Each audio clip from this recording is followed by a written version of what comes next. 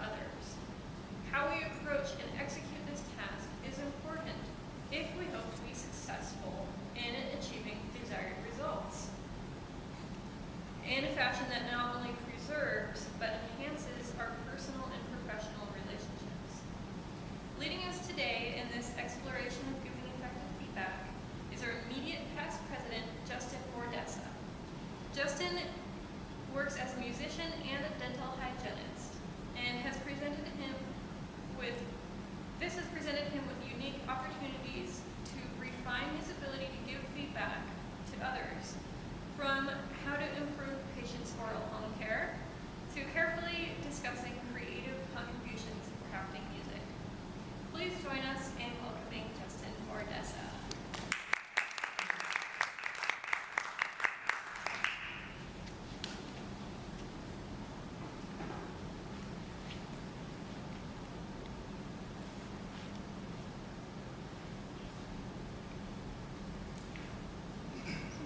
Good afternoon, fellow Toastmasters. I don't see any guests, I'm just going to keep it at that. I would like to begin with a couple questions for you. First of all, how likely is it that over the next 6 months, you will have to give someone, somewhere, some type of feedback? And when you do you want that feedback to be helpful, useful, meaningful? All this while at the same time not having it undermine your relationship with the person or the persons on the receiving end? If the answer to these questions is yes, then you are in the right place. Our club has been focused on the concept of giving feedback for the past several meetings.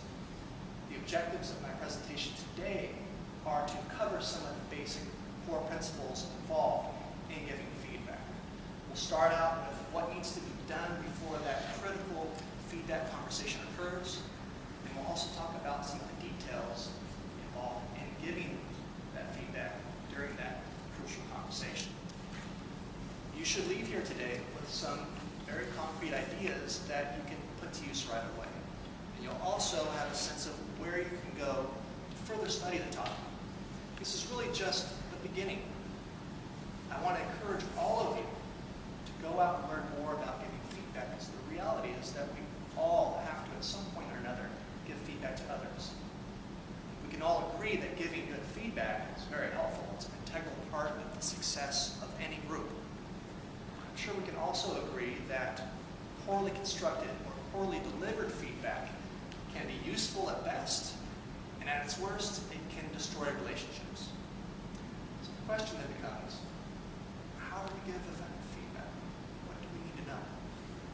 So let's take a look at where we should start. We should start at the very beginning, before that critical conversation that involves the detailed feedback. Let's take a look at what we need to do. There are 4 basic steps we must keep in mind. First is that we must make sure that everyone involved in the performance process has a clear understanding of what is expected. You can't expect the performer to perform up to expectations if they don't know what is expected of them. So as a leader and as a team member, we need to make sure that we are clear on the objectives. We also need to make sure everyone else involved is clear as well. We have to share that understanding. Once we are sure that everyone is clear on the objectives, then we'll move on to step 2. Step 2 involves observation of performance. This is when the job actually begins. At this point, we want to observe, ideally directly with our own eyes and ears, what is happening, what should be occurring that isn't occurring, what is being done well, etc. We want to get as much data and as much facts as we possibly can, because those 2 things will make the backbone of our message. We'll talk a little bit more about that later. The third thing we need to do is recognize positive performance along the way. Dale Carnegie is the author of a world-famous book entitled How to Win Friends and Influence most people, tells us. Praise even the slightest improvement. That inspires the other person to keep on improving. And I think this quote is important because that's what feedback is all about. It's all about the recognition of what is going well, and it's also all about improving. If we want to be effective in feedback, we must utilize positive praise. We can't just recognize the major accomplishments. We must also acknowledge the minor ones along the way. There's another value here. If we are only approaching people who need feedback, they need it according to us.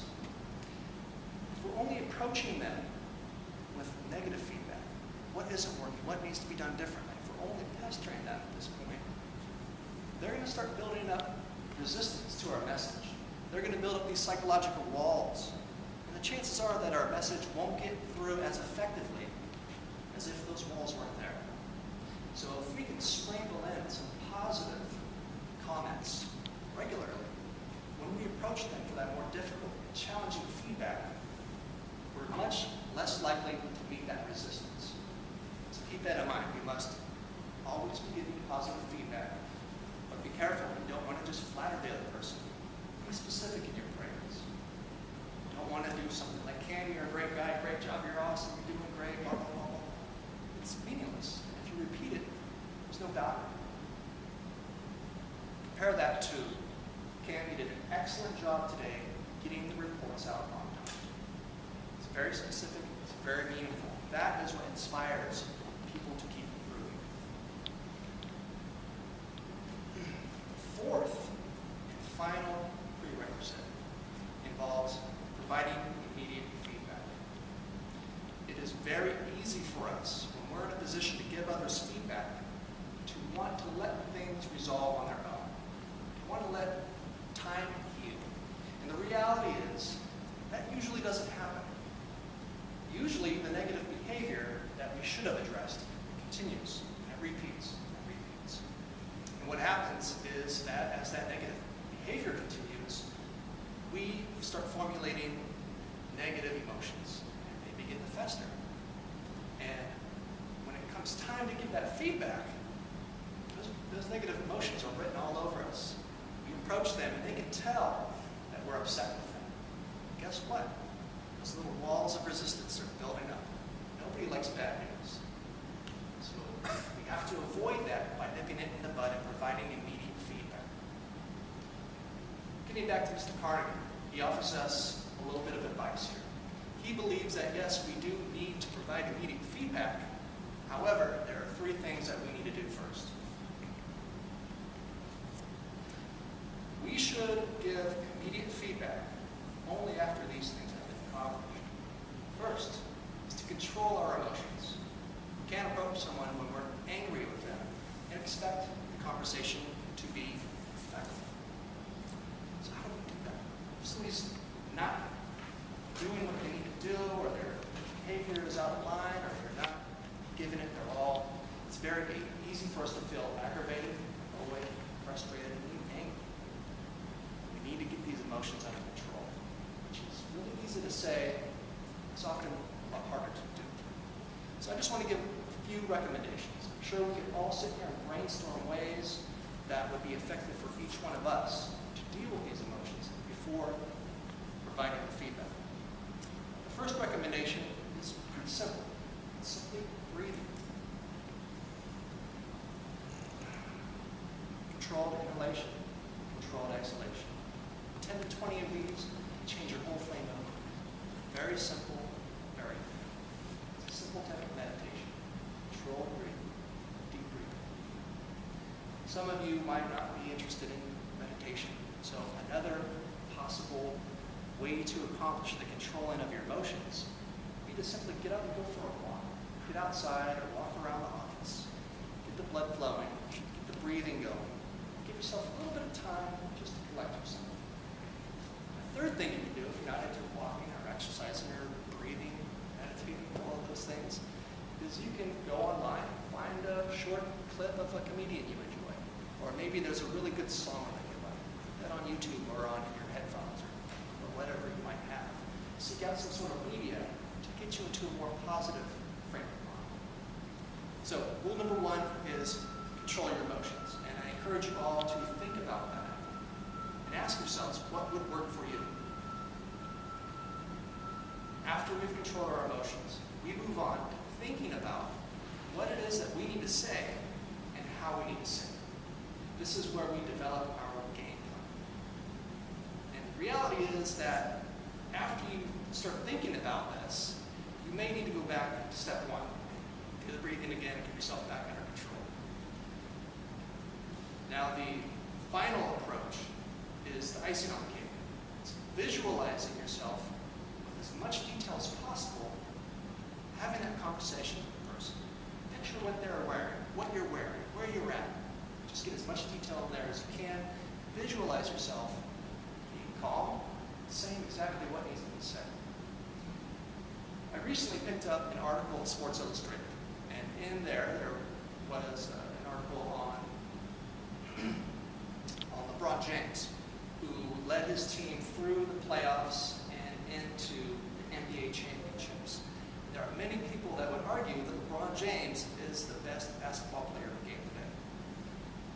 What I found interesting in this article, which was only about 4 pages, was that there were 4 references to him utilizing visualization. He would sit down and picture himself performing perfectly. This isn't just something LeBron does. This is something that many professionals do. Not just athletes, not just musicians or entertainers, but also professional business people, really people of all walks of life. So visualizing yourself doing what needs to be done is a critical part to effective feedback. Visualize yourself keeping under control and saying what needs to be said. Remember, don't expect the issue to resolve itself, because it won't. Most importantly is provide immediate feedback. So those are 4 core concepts to keep in mind before we actually have the conversation involving the feedback. So what do we do when it comes time to talk with the person's involved? There's a formula, so to speak. When practicing this formula, it may seem a little hackneyed at first. But as we continue to focus on this formula and put it to use in the real world or in the club as a functionary, it will become less hackneyed. It will become more of our true influence shining through. And it will be more like an artist than a robot. Let's talk about what we need to do. Let's talk about that formula. Step 1 is to present the facts. We need to pull out the data we collected during the observation phase. Facts are persuasive, and they are the least insulting part of our message, usually. Draw on what was said, what was done, what was accomplished. We want to avoid subjective judgments and assumptions as to what was done. In the Competent Leaders Manual that all of you have, the 3rd project is focused on giving feedback. They give us some good examples. They give us an outline as to how to give feedback. And the first step is presenting the facts. And their example is, the weekly shipment to our Brazil division was 2 days late. This is the 2nd time this month that this shipment has been late. In both instances, the shipment was packed on time that did not leave here on the scheduled day. They go on to tell us, don't try to analyze the reason behind the behavior. Kim, I know you're upset because you didn't get that promotion. You've got to leave that kind of stuff out. Stick to the facts. That is the strongest part of our message. After we've presented the facts, then we need to get into the more difficult part. We need to tell how those facts affected the team, how they affected us. As we continue to practice, as we continue to study and build our knowledge on giving feedback, this will become easier. The 2nd step given in the Competent Leaders Manual tells us Great example. The Brazil division lost 3 sales because of the late shipments. This cost the company thousands of dollars. Our team members in Brazil couldn't meet their sales goals. So in essence, we're building off the facts and describing how they affected everyone else. There are a couple important factors to keep in mind when telling your story. First, going back to keeping those walls to a minimum, we need to make sure that we're not giving harsh emotions, harsh judgments. We need to keep ourselves under control. Remember that feedback is meant to help, not to hurt. It's not our purpose to make the other person feel inferior or to make ourselves feel superior. The second thing is an idea that I found in the book Crucial Conversations.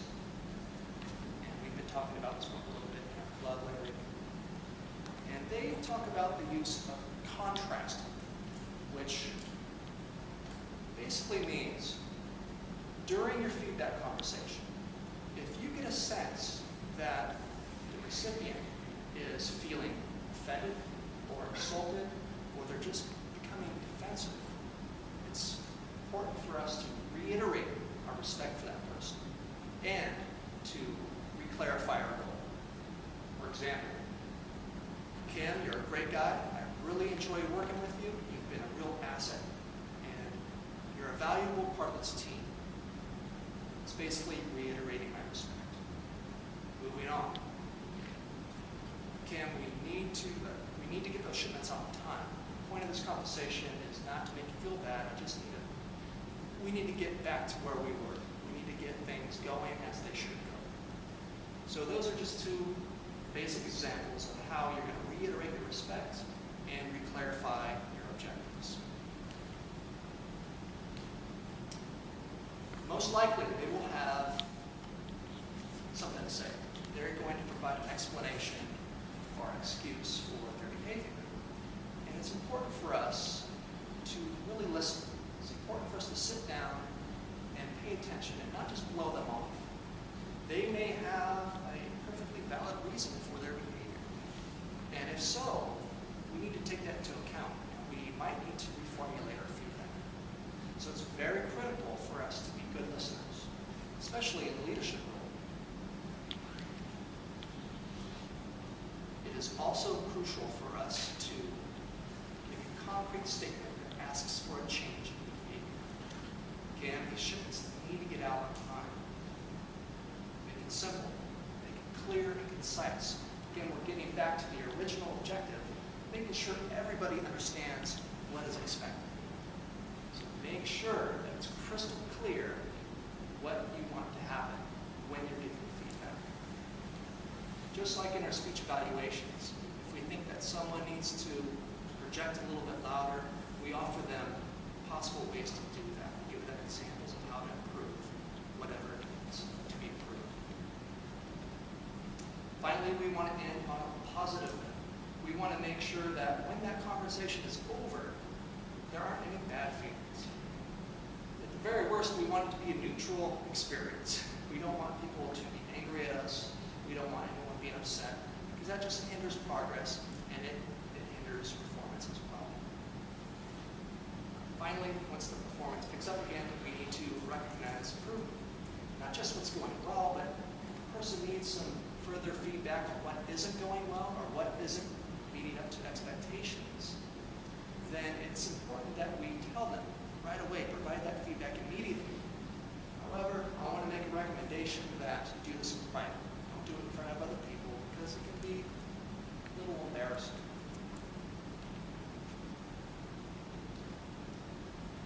So that brings us to the conclusion of the basic ideas of what I have to talk about today. And feedback, as we mentioned before, is an important part of the performance process. Everyone is going to have to give someone feedback at some time. We can wing it with no game plan, or we can follow a template. We can decide that we already know all we need to know about the feedback process, or we can decide to learn more so that we can be more effective. This presentation really just touches on the basics. The book, Crucial Conversations, that I mentioned, is an excellent read. It has a lot to do with speaking with others in a critical fashion. Giving feedback would be pursued by reading this book. Dale Carnegie's How to Win Friends and Influence People, it's a timeless classic. Part 4 deals with giving feedback. And there are other resources as well. And one critical resource that is available to all of you without really having to do anything, because you're members of this club, is to practice giving feedback by being functioning as an accountant, as a grammarian, as really a speech evaluators would really get best practice. Filling these roles gives you that practice. And as you continue to do that and improving these skills, it gives you the confidence to do it in real life. When you're at work and someone isn't performing, you've got the skills, and you also have the confidence, which is really important. Now, I think we have just a few more minutes. We're doing timelines. 3 minutes. Okay. So, I am going to just bring up a short subject because I think we're going to be running short on time. I had a patient the other day who came in, and as some of you know, I'm a dental hygienist, so I poke people's gums, right? Healthy gums don't bleed, but hers were. And I said, your gums are bleeding. And they're sensitive, I can tell. She tells me that's because they're poking them. All right, yeah, that's true, but they're bleeding because I'm poking them because they're not healthy. And she says, well, that's because I have hemophilia. And so here's where the crucial conversation comes into play. How do I give her the feedback that she wants when it's apparent that she already has those barriers set up?